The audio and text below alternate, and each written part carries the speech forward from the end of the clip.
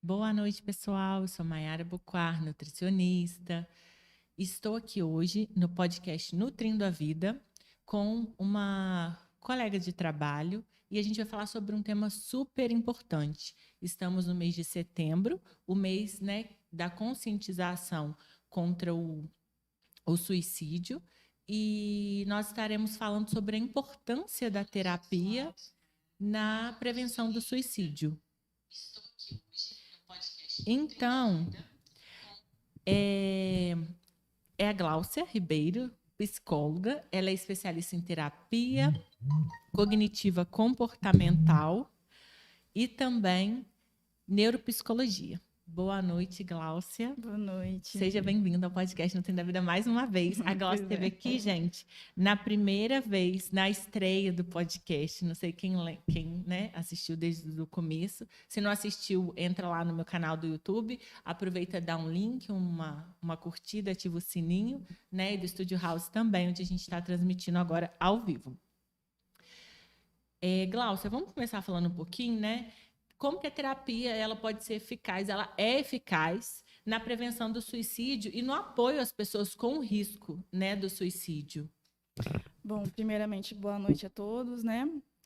Então, a terapia, eu vou falar mais da minha área, né? A questão da parte comportamental. E a partir do momento que temos uma crença de desesperança, uma perspectiva de futuro vazia, estabelecida numa pessoa, sem expectativa de vida, a gente entra com a questão, trabalhando muito a questão de interpretação, né? Os acontecimentos, o que reforçou essas crenças, por que ela tem esse desinteresse todo. E a gente entra muito direcionado a essa interpretação das situações. Por exemplo, em uma situação que um não recebido para determinadas pessoas é aquela questão de frustração, e aquilo ali é mais um motivo para ela estar desmotivando, né? Ela está se sentindo desmotivada. E ao conversarmos com ela a respeito do futuro dela, é muito comum que a gente escute não sei como é que vai ser nem o dia de amanhã, é uma fala bem comum que acontece. E a crença, ela vem sendo reforçada ao longo da vida, né? A partir da infância, da primeira infância, aquela verdadeira fala de que criança é 8 ou 80. A partir daí, várias situações que vão acontecendo, a criança vai interpretando da forma que ela pegou desde lá de trás. Em muitas situações, a criança ela experiencia uma dorzinha familiar, que é aquela que ela já sentiu lá atrás, que ela pode estar vindo a sentir novamente. E isso causa uma desmotivação muito grande, a questão de não ter esperança de nada, de um futuro. O que você quer ser no futuro? A pessoa, sinceramente, não sabe. Em alguns casos, a gente escuta até eu não sei quem sou. É muito comum que isso aconteça. Então, a gente traz essas pessoas para dentro da realidade, né? A gente dá a importância. Primeiro passo, na verdade, é ter a empatia de você estar ali compreendendo aquela pessoa. A gente entende que aquela dor ali é algo sério, né? É muito comum a gente escutar muitas frases preconceituosas, né? Ah, vai lavar uma louça, que isso passa. Isso daí acaba sendo uma, uma gotinha que falta para uma pessoa chegar ao seu limite, né? Chegar à sua explosão. Eu falo que todos nós somos uma panela de pressão. Só que chega um momento que se a gente não coloca aquela pressão para fora, a gente explode. E essa explosão, muitas vezes, é uma situação que a gente, infelizmente, não tem como reverter. Então, o falar, o compreender, o se colocar ali presente para aquela pessoa, já é uma forma de estar trazendo ela para um futuro. Vamos lá, vamos ver como é que vai ser amanhã. E a gente trabalha também com questões de desafio. Eu te desafio a dar uma volta. A gente trabalha também com a questão do sono, como é que é o sono daquele paciente. A gente libera, né, tira todos os fatores de risco. E a gente traz essa pessoa para dentro da realidade dela, valorizando os pequenos passos dela, que ela não consegue enxergar devido a essa interpretação que ela tem desde lá de trás. A gente escuta muito, eu acho que de um tempo para cá, com esse aumento da ansiedade, né, pandemia, aumentaram também os casos de pessoas depressivas. E desde pequena eu escutava, eu tenho uma mãe que foi diagnosticada com transtorno bipolar, depressão, minha mãe já tentou suicídio, e escutava muito que tinham algum fator simples, sabe, para ela, por que ela estava daquele jeito, que deveria ou trabalhar, ou devia arrumar outro serviço, ou costurar, ou fazer qualquer outra coisa para, tipo assim, é falta do que fazer estar em cima de uma cama com depressão. E até hoje a gente escuta, e eu acho que, voltando para o lado dos jovens, é o que a gente escuta, que é muito mimimi, né? E não é mimimi. A dor que aquele jovem sente, eu não posso pontuar relacionada à minha. Eu sou um ser humano que posso suportar questões que você, como ser humano, pode não suportar, né? Por isso que eu acho que aumentaram também bastante os casos de suicídio jovens. Aqui em Paraíba teve uma época que estava acontecendo de ou tentativa, isso estava assim agravante na cidade. Tivemos casos de jovens que se suicidaram. E aí a gente pergunta até que ponto, né? Como que a gente vai detectar? Que alerta a gente pode. O que a gente pode perceber como um sinal de alerta de que aquela pessoa precisa de ajuda? Porque eu sou leiga, mas acho que a pessoa não começa dentro dessa depressão. Nesse grau acentuado a ponto de um suicídio. Isso vai acontecendo diariamente, né? É como se fosse crescendo aquele sentimento ali dentro. Então, cresce, sim, com o passar do tempo, com as falas, e aquilo ali vai sendo alimentado cada vez mais. Eu gosto muito para poder falar do hoje em dia, do jovem, do adulto, eu pego lá atrás. O que eu falo para o meu filho quando ele me apresenta uma nota excelente? Ou então, pelo menos, uma nota azul? Eu chego para ele e dou os parabéns, ou eu chego para ele e falo, não fez mais que sua obrigação? Então, a forma como a gente fornece ali a palavra àquela criança vai marcar o resto da vida daquela criança. Então, assim, daquela pessoa, na verdade. E trazer isso para dentro do atual. O jovem, né? Dentro da perspectiva de faculdade, de vestibular, se cobrar sempre a perfeição, porque eu estou fazendo mais que minha obrigação. E aquilo ali vai se repetindo. Não passei para uma faculdade, vou trabalhar, porque eu não faço mais que minha obrigação. E aquilo ali vai se repetindo. Só que, cadê o prazer daquela pessoa ali? Ela está fazendo mais que a obrigação dela. Só que aquilo ali não foi valorizado da forma correta como lá atrás. E aquilo ali foi se repetindo, foi sendo alimentado de uma forma muito negativa. E isso é uma coisa que acontece e está presente.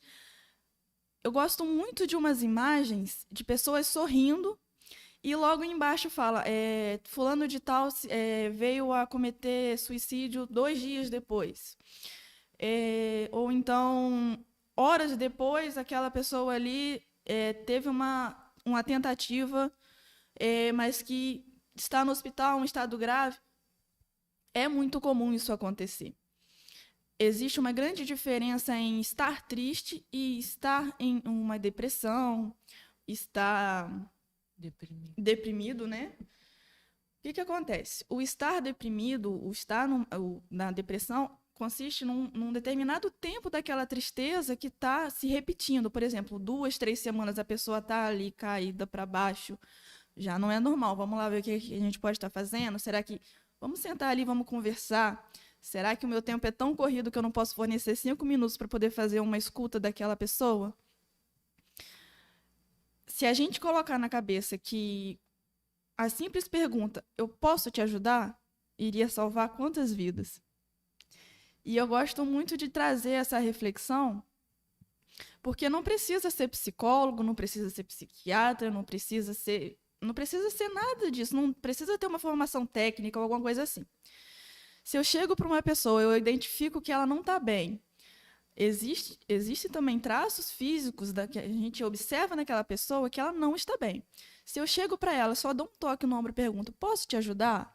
Está acontecendo alguma coisa? Aquela pessoa vai estar ali entendendo que, caramba, eu sou importante para alguém. Alguém está preocupado comigo. Porque muitas vezes essas pessoas, elas entendem como se, se eu sumir, eu não vou, ninguém vai perceber a minha falta, ninguém vai sentir a minha falta. E não é assim. A empatia, né, ao mesmo tempo que a gente aponta, a gente tem que ter a ideia de que existem vários dedos também apontados para a gente. Então, quando a gente fala as coisas, né, pode estar falando sim daquela pessoa, mas está falando muito mais da gente. Né? Às vezes a gente está ali se dedicando, mas como é que está a sua saúde mental? Como está você? Você está bem? E a gente se empenha tanto em ajudar e, peraí, eu estou bem para poder ajudar essa pessoa? Se não estou bem, como é que você está? Posso te ajudar? Eu estou me sentindo triste, tá meio estranho, não sei o que está acontecendo. Vamos procurar uma ajuda profissional? Já é outra coisa. Eu sei que eu não estou bem para poder ajudar aquela pessoa, mas eu fiz a minha parte me preocupando com ela. E nós psicólogos aprendemos na faculdade, desde o primeiro período, que um psicólogo precisa sempre de um psicólogo. Por quê? A demanda é muito grande. A demanda são coisas que a gente senta ali, se bobear, a gente fica de...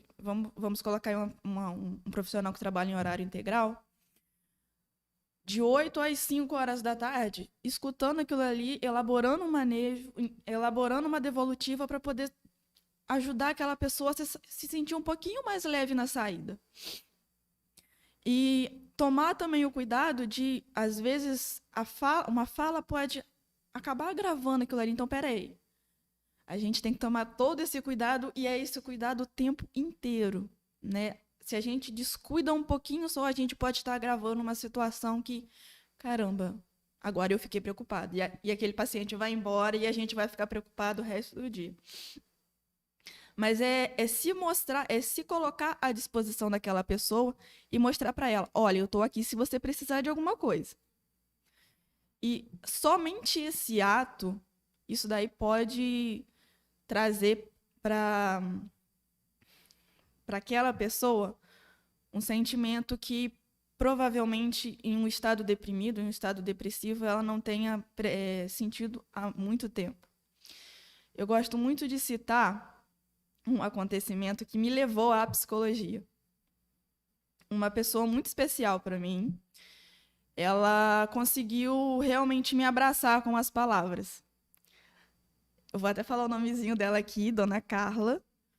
Ela conseguiu verdadeiramente me abraçar com as palavras.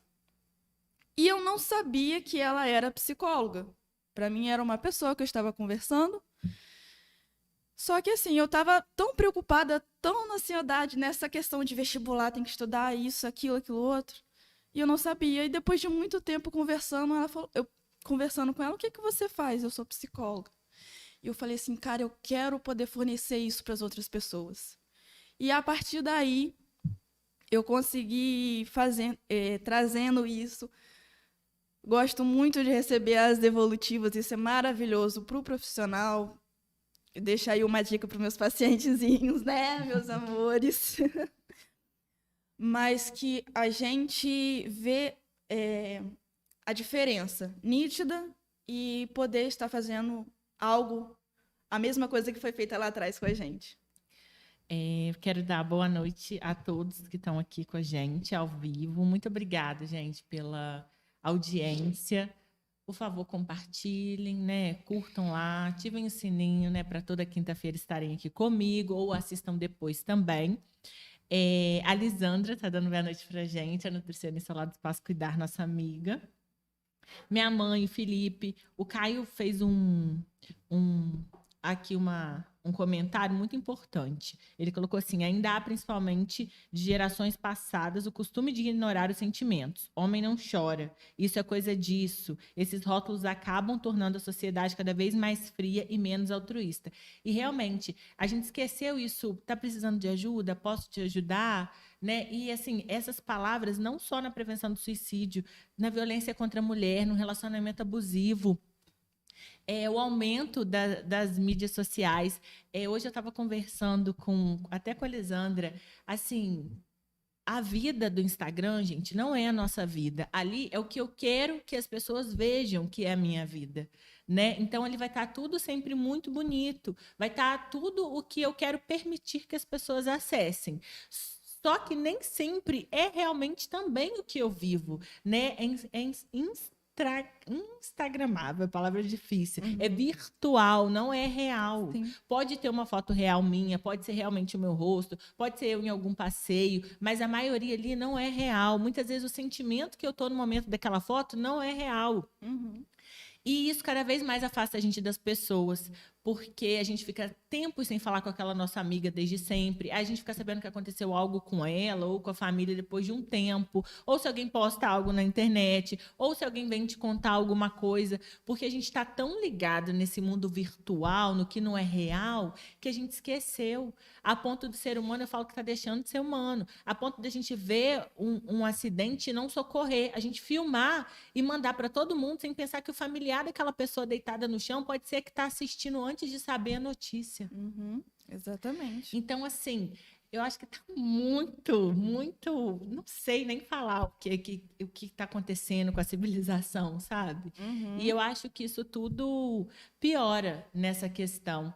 As pessoas parecem que também falta de conhecimento e elas também não querem ter mais, né? Elas não querem, estão com preguiça de ler, de estudar. Então, é melhor elas defenderem que é mimimi, né? Que homem não chora, que menina veste rosa e menino veste azul. É muito mais fácil a gente viver nesse mundo, né? Cego, ignorante, na ignorância do não saber, da falta de conhecimento. Essa semana, eu estava conversando, foi até com um paciente, que eu sinto muita falta das crianças correndo na rua, brincando de pique-bandeira, das queimadas de rua, né, da mãe gritando na janela, vem para casa tomar banho, e isso não existe mais. Isso daí é muito difícil a gente ver crianças na rua. E o comentário do Caio é interessante, porque a gente imagina que a maior parte dos casos de suicídio sejam de mulheres, né? Mas não. O homem está disparado na frente em questões de ideação suicida, da própria tentativa de suicídio e até mesmo do fato ser totalmente realizado e chegar a óbito. Então, assim, realmente, essa fala do homem não chora, né? Seja firme na sua postura, ou então um homem não pode ficar triste, não, o homem é a estrutura da casa. Peraí, mas eu também sou humano, eu sou de carne e osso. Vamos devagar, porque eu também sinto dor. Eu também fico triste, eu também choro. Mas como assim o homem não chora? Não. Foi-se o tempo em que eu conseguia me esconder essa dor. Mas por que eu vou esconder? Tá me fazendo mal, tá me machucando. E a partir do momento que a pessoa escolhe fechar a boca, eu gosto muito dessa fala, porque é a pura realidade. A partir do momento que a boca fecha e não se fala, o corpo fala. Então é onde chegam os problemas a diabetes, que existe sim, sabemos que existe a parte emocional ali ligada. Existem as alergias, né, muito comum de acontecer. Que são questões relacionadas à pressão alta, questões cardíacas e inúmeras outras questões associadas à parte física. Será que se naquele momento ali atrás, que aquela dorzinha deu uma incomodada, se eu tivesse falado, será que teria impedido essas doenças? Não estou falando que isso aconteça, mas poderia ter diminuído bastante. Inclusive, hoje posso falar com toda certeza que eu escuto isso desde primeiro período de faculdade. Terapia nós não temos autonomia nenhuma de prescrever nem de suspender medicamentos. Nós trabalhamos em comum acordo com a parte de psiquiatria e as diversas outras especialidades. Mas já ficou comprovado que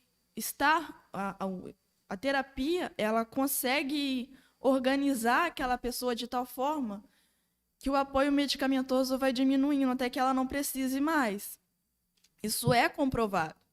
Então, assim, legal, a terapia ali em ordem, ela vai fazer eu largar meus remédios?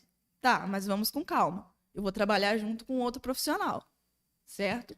E por aí vai, questões de pele, questões de... Enfim, são inúmeras aí que... Você já respondeu parte da pergunta. É importante a equipe multiprofissional no tratamento Sim. da depressão, da ansiedade. Extremamente. Né? É importante tanto a medicação quanto do psiquiatra, ou do neuro também, né? Pode tratar, quanto da psicóloga e outras Sim. terapias afins, né? Que for necessário para o paciente estar se restabelecendo, né? Tanto físico quanto mental, porque se agrava eu acho que é ambos. Se você tem, né, não está com a saúde física em dia, começa a te abalar a sua saúde mental. Sim. E sua mental não está boa, sempre, de alguma forma, vai abalar a sua saúde física. Com certeza. A questão do tratamento medicamentoso, em casos graves, ele é capaz de nos fornecer o tempo necessário para poder estar trabalhando com aquele paciente. Quando a gente identifica que um caso é grave demais, o paciente já sai da sala com um encaminhamento para o psiquiatra, para a especialidade correta, né? E a partir dali, a gente sabe que existem os estabilizadores emocionais, aí, os medicamentos que auxiliam para isso. Porque, em alguns casos, a pessoa está tão triste, ela está tão para baixo que a gente realmente fica preocupado em como vai ser o atravessar da rua daquela pessoa. Então, assim, o apoio medicamentoso ele vai nos dar o tempo necessário para a gente estar trabalhando, começando, dando a paciência, tirando um pouquinho da ansiedade, daquele resultado imediato, para a gente estar ali trabalhando, trazendo aquele paciente para a perspectiva de realidade positiva, tirando aquelas interpretações disfuncionais que ele teve lá de trás e desconstruindo isso, né? Flexibilizando aquele pensamento dele ali, que nem sempre está no negativo, né? É uma coisa muito comum o ansioso pensar logo no negativo ao invés de no positivo, né? Já vai dar errado e aquilo ali já te deixa preocupado e você... Em muitos casos, você bloqueia e você se fecha de novo. Então, assim, são muitas coisas associadas que, se a gente parar para poder levar a fundo mesmo, a gente vai muito longe. E são muitas questões que vai uma sendo interligada na outra e por aí vai. Na verdade, o medicamento vai tratar os sintomas, né, da doença, evitar a crise. Sim. Mas não vai tratar a raiz para que ele se desligue daquele medicamento, né? Para que ele volte à vida em sociedade. Sim. E a terapia cognitivo-comportamental, ela traz a resolução do problema imediato ali, o que está machucando aquele paciente naquele determinado momento. Às vezes é uma situação financeira, às vezes é uma situação no relacionamento, e a gente vai aliviando aquela dor que ele apresenta imediatamente para a gente. Conversando, se colocando à disposição. E já outras abordagens, ela vem destrinchando essa parte de trás, né? A parte da infância, os traumas, o que será que aconteceu ali atrás, para poder a gente dar andamento a esse processo de recuperação, vamos dizer assim. Porque a psicologia ela trabalha com a ideia de alta. A TCC, a terapia cognitivo-comportamental.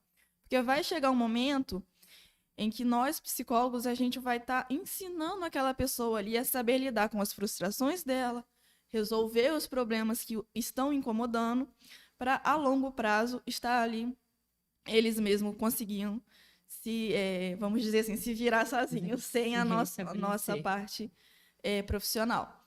Pode, sim, acontecer de um determinado momento lá na frente, a gente ter alguns encontros que a gente fala muito, que é a prevenção a recaídas, né? Mas aí não é o processo psicoterápico novamente. É um encontro para poder estar ali conversando, reforçando o direito, tirando algumas dúvidas que por acaso tenha ocorrido, para poder ele continuar ali no processo dele de resolução e por aí vai. Uma pessoa diagnosticada com depressão, ela consegue ter alta futuramente da terapia? Sim, sim, com certeza. Até porque nós fornecemos estratégias para ela, para poder ela conseguir aplicar. Inclusive, a gente treina esses pacientes dentro de sessão para poder saber se ele conseguiu entender perfeitamente como que funciona aquilo ali, para que no dia a dia dele ele consiga estar adequando isso à rotina diária ali. Vou voltar aqui no bate-papo. A Jéssica Correia falou que você trata do filho dela e que hoje ela adora que o filho dela sai do consultório sorrindo, que ela não via há tempos. O José Eduardo diz que a sociedade está sem empatia, que é muito ruim estar com o coração aflito e para os seus amigos e familiares você está bem, porque é um tipo de máscara que o sorriso esconde as mágoas. Perfeito. É isso aí. E o Caio, enquanto o coração bater, vai haver sentimentos tanto bons quanto ruins. O José Eduardo está citando os sintomas, dores no estômago, né? Alguns sintomas da pessoa, né? Com depressão. Qual que é a diferença de uma depressão para uma tristeza profunda? Que às vezes a gente tem momentos tristes, Sim. né? A gente fica frustrado, a gente chora, a gente às vezes quer ficar sozinho. Eu muitas vezes quero sair andando pela rua, assim, desnorteado, tipo, sem rumo. Mas qual que é essa diferença?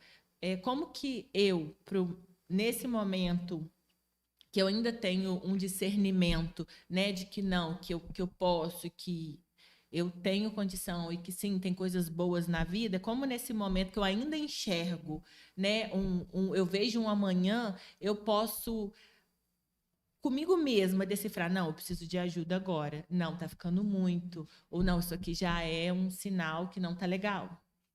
Então, o que acontece? Hoje em dia, é muito complicado até falar dessas questões. Mas, vamos lá. Tudo começa a partir do momento que você está ali, você conversa, e tudo flui a partir do momento que a pessoa se sente acolhida, certo? A tristeza, ela é comum acontecer. Uma pessoa que fica 24 horas por dia sorrindo tem coisa errada também. Mas a tristeza, ela não chega a durar uma, 2 semanas. De 2 a 3 semanas. É essa a diferença, é a duração. A pessoa que se encontra com o humor deprimido durante 2, 3, 4 semanas, aí sim, ela está com o humor deprimido, ela está deprimida. Aquilo ali requer uma atenção. Uma tristeza, geralmente, ela dura 1, 2 dias. Às vezes chega assim um final de semana, a pessoa ali, opa, vamos lá, vamos arribar, é o que se fala muito. Então, assim, é o tempo que as duas se encontram. A tristeza, geralmente, 1, 2 dias, ou então inferior a 2 semanas. A partir de 2, 3 semanas, aí a gente já pode falar que aquela pessoa ali encontra-se com o humor deprimido. Eu conheço, né, uma pessoa que ela sempre diz assim para mim, mas eu não vejo sentido na minha vida, eu não sei o que eu estou fazendo aqui, eu não me encontrei, acho que se eu não tivesse, não ia estar fazendo falta. Ela sabe que ela faria falta, mas assim, é porque eu estou fazendo falta. Se eu não existisse, ia estar tudo correndo do mesmo jeito. Já tentei me entender, achar alguma coisa que me interesse, ou que eu fale, não, faz sentido eu estar aqui. E ela disse que não encontrou sentido para estar aqui. Mas ela está aqui e tenta, cada dia, trabalha, faz as coisas dela, mas assim, tem esse estado de que, para quê? Uhum. Né? E eu acho isso um pouco perigoso, porque a pessoa aparenta uma calma no momento, mas não sei até que ponto poderia ativar um gatilho ali para alguma tentativa, né? Uhum. Porque se ela entende todos os dias que não sabe qual que é a função dela aqui, né? Ela fala, por que que eu estou aqui?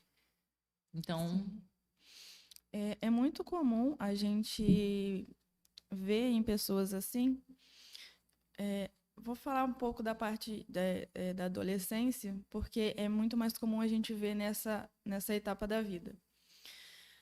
A automutilação. O que que acontece? A pessoa está num estado tão deprimido que ela para de sentir dor. E é uma forma dela estar colocando para fora um pouquinho e se machucando. E aquilo ali dói, às vezes é até comum que a gente sinta nervoso, né, só de olhar. Mas para aquela pessoa, não, aquilo ali está sendo uma forma dela estar aliviando o que está lá dentro doendo. Então, assim, se a forma como ela encontrou de estar colocando aquilo ali para fora é se machucando, imagine como está lá dentro aquilo lá corroendo. Porque a palavra é realmente essa. Essa dor, ela é sentida, sim. Mas ela é uma dor que corrói a pessoa por dentro. E a partir do momento que está ali dentro, corroendo, aí vem questões emocionais, não sendo tratada, vem sim a física, e aquilo ali já está borbulhando até que o momento. Cara, para que eu estou aqui? E aí vem as questões das tentativas e até mesmo dos atos de suicídio que vem acontecer.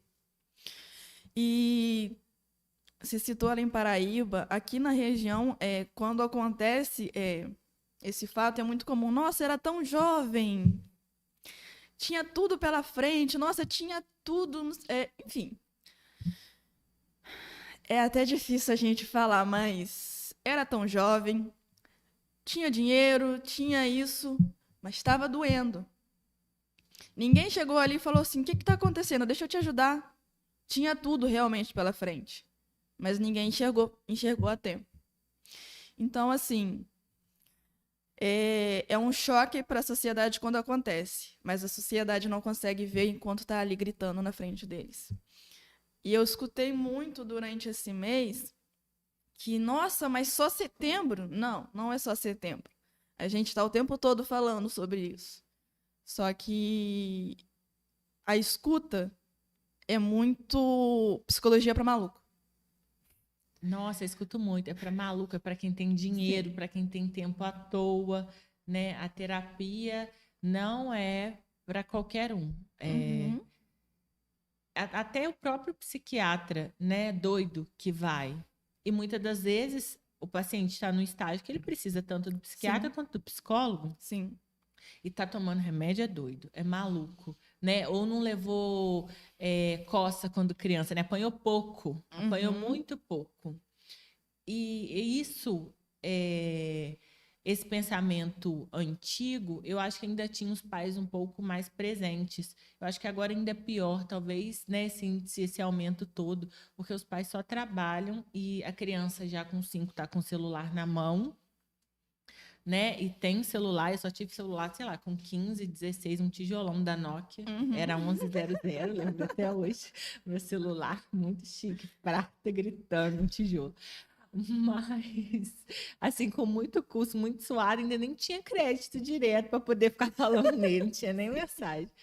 Mas agora criança com 5 já tem celular melhor que o meu, gente. E assim, tá no celular, e tá em casa, tá na televisão, e tá no YouTube, né? Mas não conversa com outra criança. Criança é muito perceptiva, né? Eu sei, porque eu lembro meus tempos de criança, das minhas fases não tão boas, quando minha mãe estava muito doente. Então, assim, isso fica marcado na gente. E se a gente não trata isso, não desenvolve depois, isso, quando a gente, na vida adulta, se chegar na vida adulta, né, isso atrapalha a gente, assim, inúmeros fatores, né? Sim. Profissional, num relacionamento. Uhum. Então, acho que queria que você falasse um pouquinho, assim, um alerta voltado para as crianças, para a gente voltar lá atrás dos pais, né? Porque a desculpa é, mas eu trabalho o dia inteiro. A desculpa é a mesma para nutrição.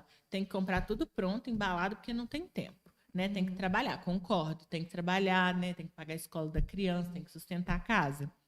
Mas não sei, não tem alguma forma de a gente montar um planejamento que a gente consiga, né, olhar essa parte nutricional, emocional. Uma coisa que eu prezo muito lá em casa é ter pelo menos uma refeição na mesa, porque se é só aquela, pelo menos é uma. É importante sentar com todo mundo, conversar. É um momento que a gente tem para escutar o outro, é sempre estar dialogando, tá tudo bem? Ai, hoje eu mesmo contando, não estou bem, aconteceu isso, isso e isso. Porque é importante a gente, senão também os relacionamentos cada vez acabam mais rápido, né? Um ano casado já está separado. Assim, a pessoa não sabe lidar muito com o outro mais, né? Sim. Bom, essa questão aí, você melhor que ninguém, você presencia isso vez ou outra lá na clínica, alguns pacientezinhos meus saindo pisando duro. O que acontece? Gosto muito de negociar, principalmente com criança, a questão do uso do celular. Uma das primeiras coisas que eu pergunto na anamnese, o uso do celular, como é que é? Usa muito? Tem tempo? Como é que funciona? Usa demais. Já é um alerta. Vamos negociar esse uso desse celular? Vamos lá, 1 hora por dia. Não, tia, 1 hora é pouco. Falei assim, mas a gente não pode colocar outra coisa. Vamos inserir um livro? Não, tia, é chato. Mas, realmente, uma criança, um livro, sem celular. A tia é chata. Mas, no primeiro momento, é aquela situação que você já conhece bem, que você já viu vez ou outra. Sim. Mas, igual, por exemplo, botar uma recompensa para leitura de 10 páginas. Uma recompensazinha que seja, beleza. Se você ler 10 páginas, a gente vai dar uma volta na praça, a gente vai tomar um açaí. A gente vai, não sei, fazer alguma coisa diferente. Aquilo ali vai estar reforçando o comportamento da criança para o positivo, para a leitura. E na primeira oportunidade que a psicóloga encontra, ela vai lá e tira o celular. Porque celular não é coisa de criança. Não venha me convencer que você não tenha 5 minutinhos para poder sentar um pouquinho com seu filho para conversar. Como foi seu dia? E jogar aquele celular ali para o canto. Lá atrás, realmente, quando não se tinha o celular, não tínhamos mais, tínhamos menos, não podemos falar. Mas tínhamos as falas preconceituosas. Entrou com o celular, realmente, as falas acabaram, porque agora é só nos textos. Só na hashtag. Então, é muito fácil você ir num restaurante, você ir num lugar e tá uma pessoa de frente para outra assim, ó. É muito comum. Cabeça baixa, mexendo no celular, não tem diálogo. E muitas das vezes a pessoa pode estar no mesmo lugar e elas estão conversando pelo WhatsApp. Cadê o diálogo? Cadê a emoção de estar conversando, estar falando, estar brincando? E eu gosto muito de brincar que psicólogo não tem nenhum normal. E eu gosto muito de levar as coisas na brincadeira. Então, assim, nessas negociações, eu brinco muito, eu rio muito. Se bobear, eu pego o paciente, a gente faz cosquinha um no outro, só para poder eu colocar um sorriso no rosto dele, diante daquela negociação que eu sei que é muito difícil hoje em dia a gente conseguir fazer. Na sessão seguinte, tia Glaucia, não deu certo. Não deu certo o limite do celular. Vamos lá, tia Glaucia, de novo trabalhar. É reforçar um comportamento. Às vezes, um abraço é um reforço para uma criança. Aquela fala de a criança é 8 ou 80, pode ser que para a criança o 80 seja um abraço, seja um beijo, seja uma cosquinha, seja um filme assistido com o pai e com a mãe. É muito essa questão de estar apropriando ali, Vamos ver uma coisa diferente para a gente estar fazendo em família? Como é a sua família hoje quando sai? Ela é aquela que fica no celular ou é aquela que está conversando, está brincando, está contando história, está contando piada, aquela piada sem graça do tiozinho, mas que está ali contando, está rindo, está brincando? Então, hoje em dia, posso dizer que o celular tem sido um veneno. Porque, inclusive, é muito comparado ao uso de drogas. Fato. Vício das telas. Exatamente. Então, sim, na primeira oportunidade que eu tenho para tirar o uso do celular de uma criança de até 10 anos, eu tiro. A gente fala um pouco de compreensão dos pais de entenderem. Acho que do ser humano hoje, que não tem 880, né? A gente tem sempre um meio termo. Então, assim, não é a psicóloga querer ensinar os pais como criar os Sim. filhos. É pelo contrário, é um conjunto. E, assim, eles entenderem que rever essa necessidade de estar com a criança, né? Não é dizer, não tenho tempo e pronto, acabou. Ou não, ela quer mandar, ou não dá para eu tirar. Tem que ter um pouco de compreensão também dos pais em querer, né, voltar e ter essa percepção do filho. Porque eu vejo muitos pais que não mal sabem dos filhos, essa é a realidade. Eles viram adolescentes que os pais não sabem. Né? E às Exatamente. vezes vão dar conta e já está tarde demais. Exatamente. A Gina está aqui parabenizando a iniciativa, falou que o assunto é sério, a gente precisa de intervenção e que acolhimento é tudo, né? Falou também um pouquinho da dependência tecnológica, que atrapalha e limita o desenvolvimento, antes dos 2 anos sem telas e depois até sempre com mediação e restrição. Brincar é restaurador. Caixinha com estímulos diferenciados. A Lisandra dizendo que já escutou tanto que é falta de Deus, de ocupar a cabeça, que psicólogo é para doido. O Caio dizendo que conhece uma criança que tem medo de chuva, medo de morte e que tem alguns momentos de pânico, como se o coração parasse de bater. Se poderia ser uma ansiedade, né? O que fazer nesse caso? Então, o primeiro passo é a gente estar procurando o histórico, né? Esse medo de chuva, da onde ele surgiu, como aconteceu, se tem algum evento traumático naquela presente nesse medo dele. E essa questão do coração parar, sim, eu acredito que ele sinta esse coração parar. Também acredito que muitas pessoas, ao contrário, sintam sim o coração batendo de uma forma absurdamente acelerado, se sentindo cansado, estando só sentado. A gente não tem como padronizar os sinais, a parte física de um sintoma de ansiedade.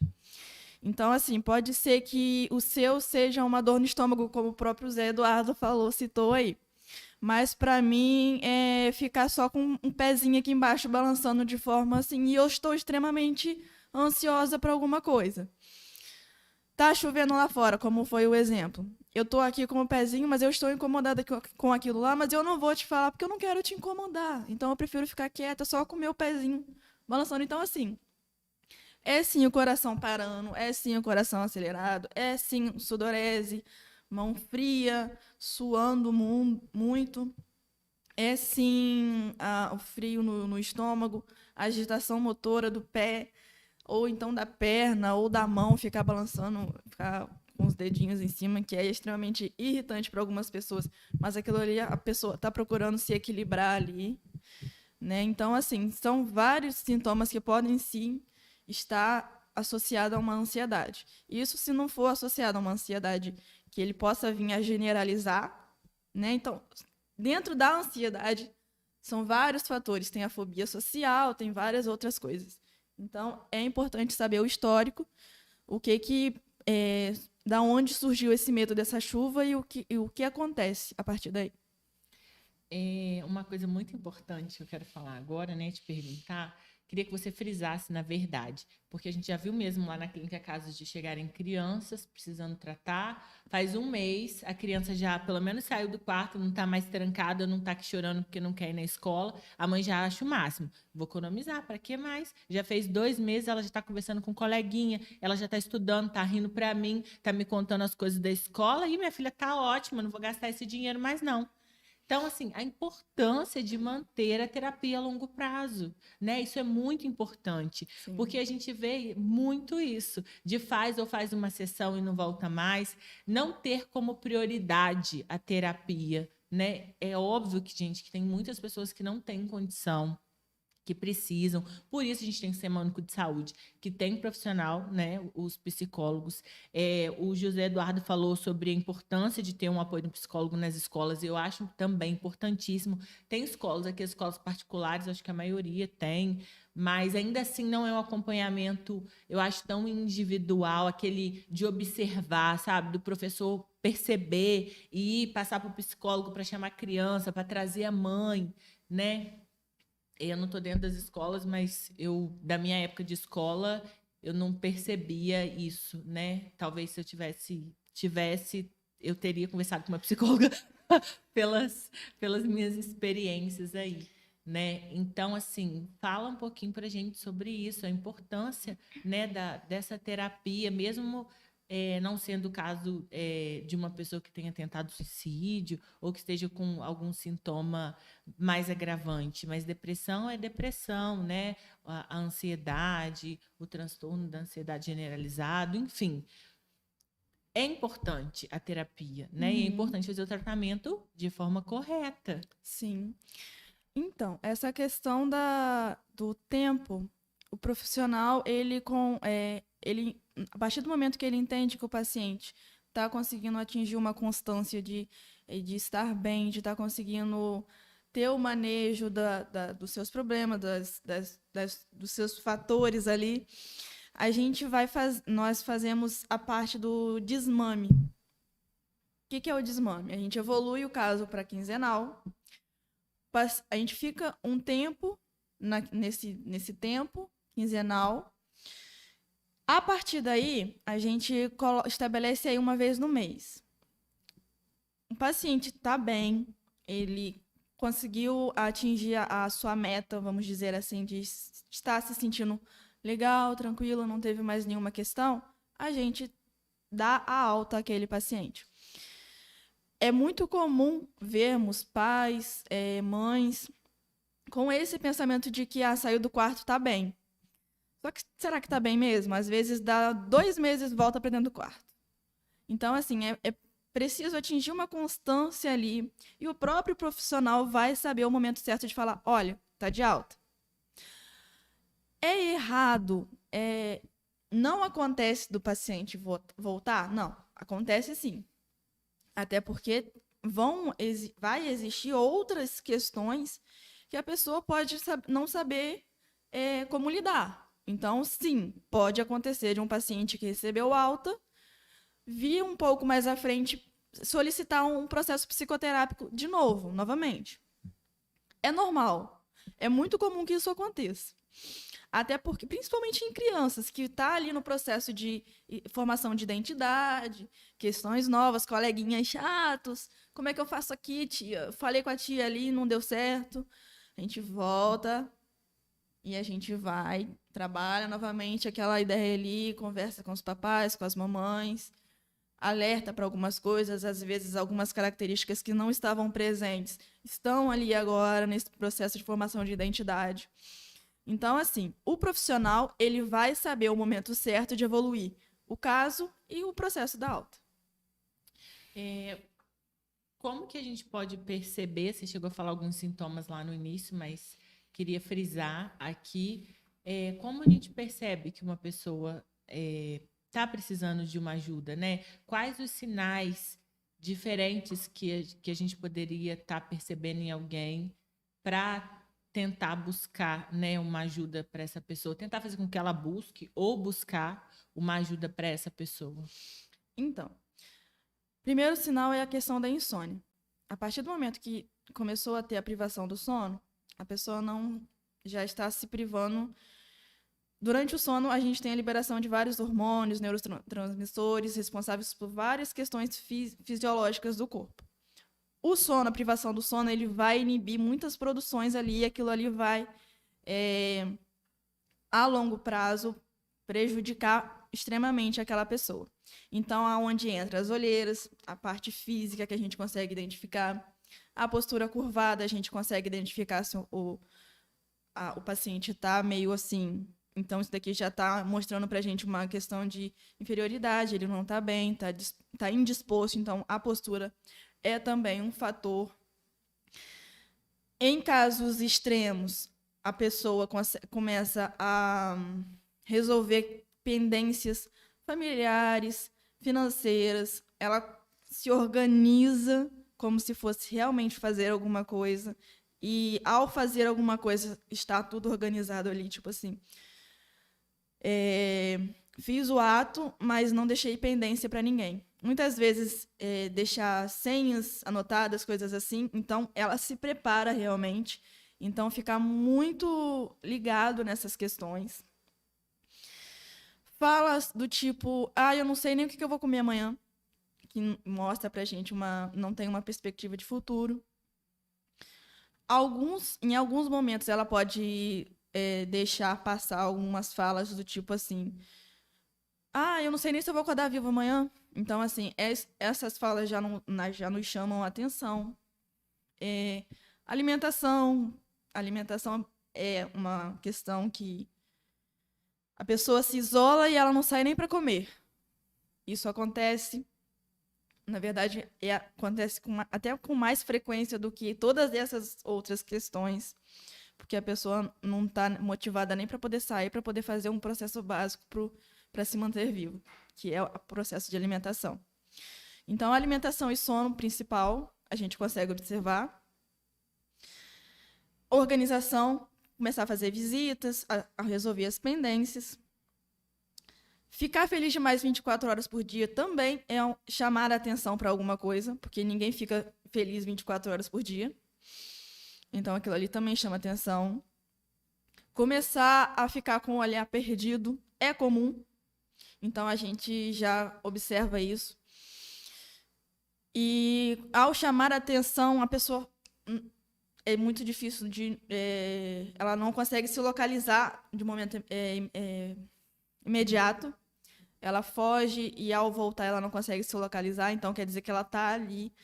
O que será que ela está pensando? Se ela não tem uma perspectiva de futuro, então a gente puxa o pensamento e não encontra nada. A gente já fica alerta. E várias outras questões.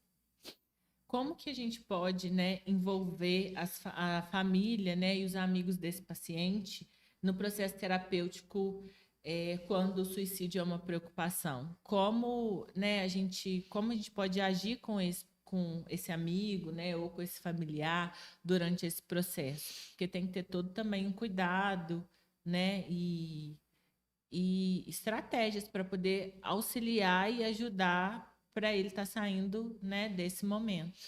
Então, em casos de extrema gravidade, o psicólogo ele pode optar por deixar disponível ao paciente um número profissional, para caso de estar em extrema pressão. Só que nesse meio tempo a gente consegue, através do manejo, da conversa com ele, conseguir alguns contatos do apoio familiar dele. Em alguns momentos a gente pergunta se ele se sentiria à vontade de chamar alguma pessoa para poder estar conversando, para poder fazer uma dinâmica. Existe sim dinâmica dentro da clínica que trabalhe essa questão toda. E a partir daí a gente já consegue se aproximar da família. Então, assim, observou algum movimento, vamos dizer, suspeito daquele paciente, ou alguma frase do tipo, não estou bem, a gente já fica alerta.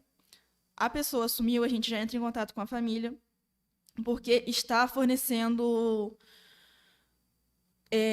um risco muito grande ao paciente. Então, nessas situações, a gente é autorizado a entrar em contato com a pessoa que aquele paciente forneceu o contato.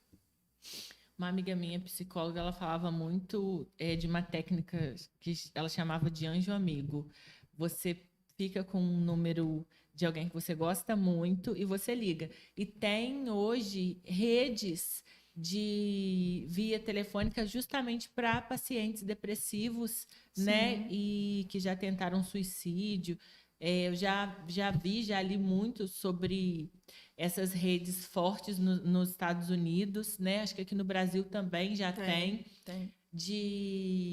Para poder ajudar, né? Você liga, como você fala com uma pessoa que você não conhece, então é mais fácil você falar, ela não te vê, ela não te conhece, então é mais fácil você demonstrar sua fraqueza, né? Então, acho isso muito importante. E muito legal essa iniciativa. É importante que eu esqueci, só não me recordo o nome agora, Mas o interessante é que, do outro lado da linha, é psicólogo. É psicólogo que está ali te atendendo, é psicólogo que está ali conversando com você. Se eu não me engano, existe em Nova Friburgo, se eu não me engano, uma rede de apoio que faz esse atendimento às pessoas que estão ali necessitadas de estar conversando com alguém, ou então que vá estar ali com um pensamento muito grave para si mesmo e possa estar entrando em contato ali para estar conversando com alguém. E sim, é psicólogo do outro lado da linha. Gente, estamos chegando ao final do nosso podcast, que passou muito rápido, já temos uma hora. Queria falar várias coisas, mas não tem como, né? Quero agradecer a presença de todos, da Andréia, da Mila, do Caio, do José, gente, todo mundo que está aqui. Se vocês conheçam né, alguém que está triste, depressivo, que tem alguma dessas falas que a Glaucia falou com a gente, ou se tem algum familiar, alguém que já tentou suicídio, alguém que você, né, perceba marcas pelo corpo, a gente conversa, ofereça ajuda, né? Eu sei o quanto é difícil uma depressão, a dor que é, né, da gente ter um familiar e nossa mesmo de estar se recuperando junto com quem a gente ama, porque a gente também passa por situações ruins. Então, né, estenda a mão, vamos ser mais empáticos, né, julgar menos e ter um pouco mais de percepção. Se a gente tem empatia, a gente percebe, né, o outro. Vamos perceber além do Instagram, galera, mas podem me dar um like lá. Eu falo que eu não tenho muitos seguidores porque eu só posto minha vida real. E as pessoas não gostam da realidade no Instagram, gente. Elas gostam de ver outra Maiara lá para dar o like, para eu ficar lá com, sei lá, 100 mil seguidores. Quem posta a realidade é o verdadeiro corajoso atualmente. Aí eu fico lá com poucas curtidas, poucos seguidores, mas tá bom, tô feliz assim. Mas o fato é um só: tudo bem não estar bem. Eu vi muito essa frase nesse mês e vou repetir, sempre repito ele: tudo bem não estar bem. E você não está sozinho. Vai ter sempre alguém ali disposto a estar te abraçando com as palavras, a estar te perguntando se você está bem. E não pense que se você sumir, ninguém vai sentir sua falta. Você é muito importante. A pessoa, vocês, todo mundo, né?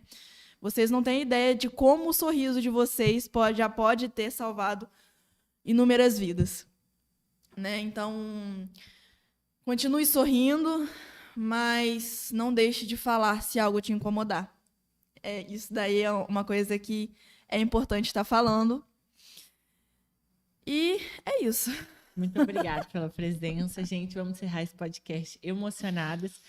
E se você está escutando e precisa de ajuda, gente, procura ajuda, né?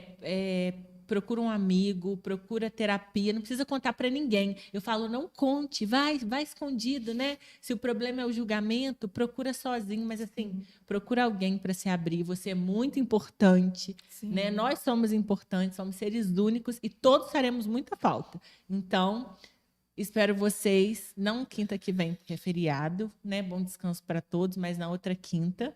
Agradeço todo mundo pela audiência e nós vamos ficar aqui. Muito obrigada. Muito obrigada mesmo. Agradeço a oportunidade. Boa noite, gente. Até o próximo Nutrindo a Vida.